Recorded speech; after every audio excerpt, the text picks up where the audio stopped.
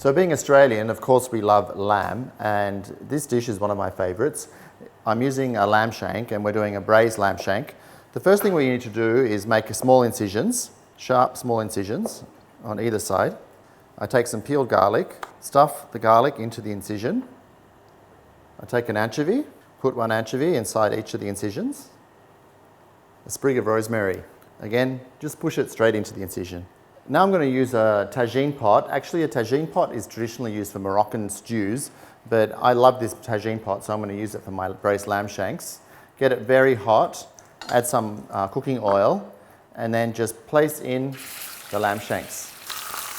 I'm just going to add a bit of sea salt, and then I'm going to quickly brown these on both sides. So now I roughly chop my vegetables for the stock. Peeled onion, just into a rough dice. So I take my carrots and just peel them quickly. And again, just into a rough dice. Some leeks. And finally some celery. I've nicely caramelized the vegetables in the pan with the juices of the lamb. And now I'm going to deglaze with some red wine. I let the red wine simmer down a bit and then add the lamb shanks back into the pot. Nestle all the vegetables around. Some bay leaves and some thyme. Then just take some water and we're just going to submerge the lamb shanks in the water.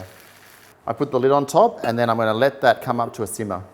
I preheat my oven to 90 degrees, put the whole tagine inside the oven. This will take about 3 to 4 hours. My lamb shanks are braising in the oven, and to add a bit of texture, I'm going to make some rosemary croutons.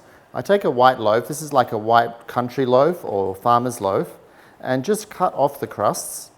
Now I cut the farmer's bread into croutons. Now I take some garlic, thinly slice the garlic, pick some rosemary. So now I heat up some olive oil in the pan here. I want to do deep frying, so I need about 1 inch of olive oil. Whilst I'm adding the croutons, I add some garlic. Now the croutons have reached a golden brown colour, I just remove them from the heat onto absorbent paper. I'm just going to add a little bit of salt to the croutons, let them cool down completely, and then put them in the food processor. Just pulse the food processor slowly until they reach a consistency like this. The tagine is out of the oven, those lamb shanks are just falling off the bone. I add my garlic crumb, done.